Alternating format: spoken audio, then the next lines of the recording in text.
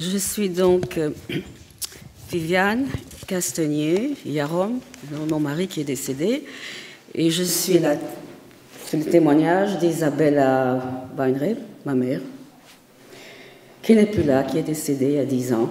Je suis née donc le 30 octobre 1943, devenant ainsi la plus jeune survivante du 20e transport. On me considère comme ça, et ça me plaît, je suis la plus jeune survivante, c'est bien. Je suis heureuse et émue à la fois d'être ici aujourd'hui pour commémorer les 80 ans depuis les événements du 19 avril 1943, ce jour où le destin de 236 déportés était transformé à jamais, grâce au sauvetage du 20e convoi partant de Malines, Mechelen, vers Auschwitz, le camp de la mort. En fait, le 19 avril a été depuis désigné comme journée internationale de souvenirs qu'ils ont d'ailleurs observé en Israël et dans toutes les communautés juives de par le monde. Et aujourd'hui, en plus, également pour moi, c'est un souvenir exceptionnel pour ma chère maman, décédée il y a 10 ans, le 19 avril 2013. Comme par hasard, par une coïncidence inexplicable, extraordinaire. Elle s'est éteinte le jour même où elle s'était sauvée, 70 ans plus tôt. Nous devons également commémorer les 3 courageux jeunes gens qui avaient réussi à stopper le train en marche, risquant ainsi leur vie pour sauver des prisonniers juifs. Leur action héroïque de résistance est vraiment unique dans les annales de la Deuxième Guerre mondiale, durant l'occupation allemande de la Belgique. Alors, personnellement, donc, mes parents ont été arrêtés le jour de leur mariage, au début de l'année 1943, dénoncés par un informateur qu'on n'a jamais retrouvé. Ils n'étaient pas conscients d'avoir enfreint les lois nazies concernant les mariages mixtes. À cette époque, c'était défendu. Mon père, citoyen belge non-juif, dentiste de profession, a été emprisonné dans les caves de la Gestapo à Bruxelles, puni pour avoir marié une juive.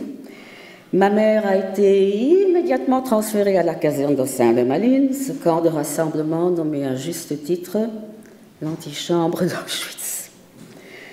En ce soir fatidique du 19 avril 1943, Isabella avait 23 ans et était enceinte de 3 mois. C'était le commencement donc, des Pâques juives, la première nuit, premier soir de Pessah, ainsi que le début du soulèvement du ghetto de Varsovie. Cette révolte dont les détenus juifs de Dossin, ils avaient eu le vent, ils le savaient, ils avaient entendu, comme vous le savez, ils savaient ce qui se passait là à Varsovie. Et ce soir-là était donc pour eux symbolique, signifiant l'espoir d'une délivrance et leur donnant du courage pour qu'eux aussi puissent s'évader, ce qu'ils comptaient d'ailleurs faire à tout prix. Quelques jours plus tôt, ma mère avait été convoquée chez le commandant du camp. Il voulait lui annoncer la visite de mon père et de sa sœur, une de mes tantes, accompagnée d'un ami collabo des Allemands. Leur but était d'essayer de libérer ma mère en raison de sa grossesse et de son mariage avec un Belge de souche catholique. Le commandant s'était fort réjoui de cette nouvelle, déclarant « Votre mari était bête et naïf de croire que j'allais lâcher une juive enceinte. Bien au contraire, je suis ravie maintenant de faire d'une pierre 2 coups et de pouvoir vous éliminer en même temps que votre rejeton. » Donc, c'est les mots qu'il a dit à ma mère, hein, ça, c'est du mot à mot. À partir de ce moment-là, ma mère savait qu'elle n'avait aucune chance de s'en sortir et qu'elle était vouée à la mort. Elle était donc déterminée à se sauver et elle se préparait avec d'autres détenus dans sa chambre, dans sa baraque, hommes, femmes et enfants, faisant des exercices qui consistaient à tomber du lit le plus haut. Je crois qu'il y avait 3 lits superposés, du lit le plus haut, pour apprendre de cette manière à sauter d'un train en marche. Donc, le 20e transport comprenait des wagons à bestiaux renforcés de barbelés, comme tout le monde le sait, que les Allemands utilisaient pour la première fois et dont il était quasiment impossible de s'évader. Le 19 avril, en fin de soirée, ma mère se trouvait parmi les nombreux déportés entassés dans un convoi de... Maintenant, je ne sais plus si c'est 35 wagons ou 40 wagons. C'est on ne sait pas très bien. C'était l'embuscade, entassé dans un convoi de 40 wagons, disons, qui quittait Malines en direction de la frontière allemande. Ma mère me racontait qu'à un moment donné, le train se mettait à caler, et puis soudainement s'était arrêté. Elle croyait entendre des cris en allemand et des coups de feu venant de la locomotive, comme si le convoi avait été attaqué. Bon, mais aujourd'hui, nous savons qu'effectivement, c'était l'embuscade du train par les 3 jeunes résistants. Une fois reparti pour sa destination, le train avait repris de la vitesse. Il fallait donc s'échapper le plus vite possible avant d'atteindre la frontière avec l'Allemagne. Dans le wagon de maman, ils avaient réussi miraculeusement à ouvrir la porte, de l'intérieur ou de l'extérieur. Elle ne savait pas, elle ne s'en souvenait pas clairement. Elle disait que peut-être c'était grâce à un outil tranchant ramené du camp, ou bien avec l'aide du balai que les Allemands mettaient en permanence dans les wagons avec leur obsession de la propreté. Ouais. En permanence dans les wagons, donc il y avait toujours un balai et un seau. Tous se préparaient à sauter à tour de rôle. Quand est arrivé le tour de ma mère, elle s'est figée, prise d'une peur terrible, soudaine. Sa résolution et son audace des jours précédents l'avaient complètement abandonnée. Alors qu'elle essayait de reprendre le contrôle d'elle-même, elle sentit que quelqu'un la poussait par derrière. Et finalement, elle eut le courage de sauter. Ma mère a toujours su que quelqu'un l'avait aidée à sauter en la poussant, mais elle ne connaissait pas l'identité de cette personne. Des recherches récentes ont découvert qu'il s'agissait d'Elias Gnatzik, un homme plus âgé qui savait qu'elle était enceinte et qui l'avait gentiment enlacée pour sauter ensemble avec elle en roulant dans le ravin. Je dois à ce propos faire référence à l'ouvrage de mon ami Simon Corcus, auteur du livre sur l'histoire de Hannah, qu'on appelle aussi Annie, la fille d'Elias Gnatzik. Grâce à Simone, j'ai eu la chance de rendre visite à Hannah, à Tel Aviv, peu avant son décès. C'était une rencontre pour moi incroyable, inoubliable et pleine d'émotions.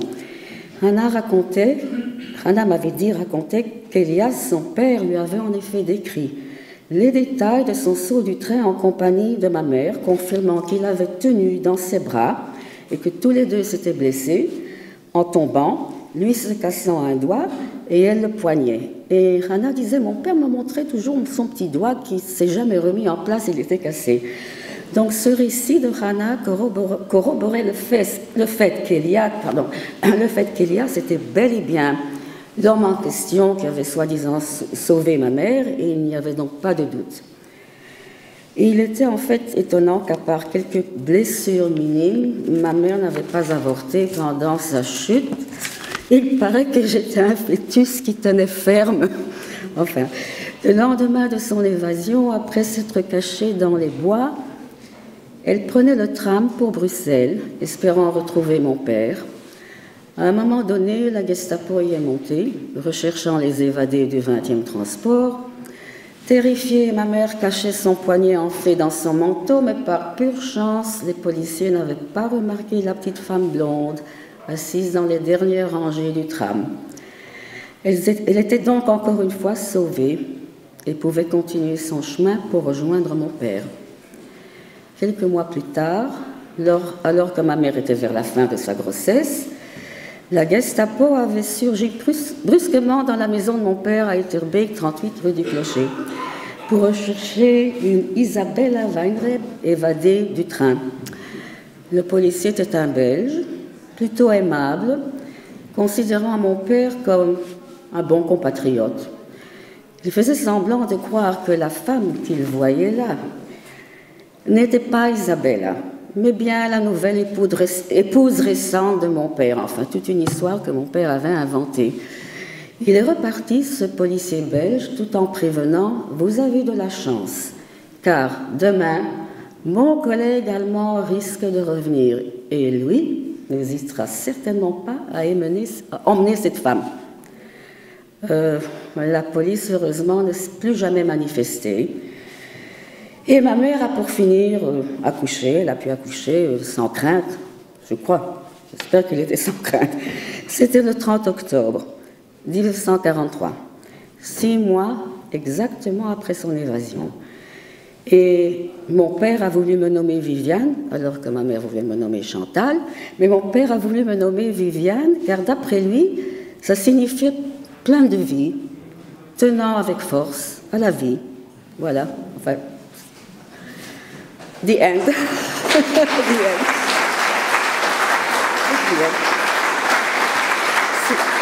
C'est la fin, je suis là. J'aurais pu ne pas être ici, mais voilà, je suis là. Je suis venue de loin parce que je trouvais ça absolument extraordinaire que je pouvais être vraiment me présenter et commémorer avec tout le monde. Et mes enfants voulaient venir, mes 3 filles voulaient venir aussi, mais ça ne s'est pas arrangé malheureusement. The timing was not good. Mais voilà, c'est quand même formidable. C'est une histoire incroyable. Enfin, le 20e convoi, tout le monde le sait, c'est un miracle. Un miracle.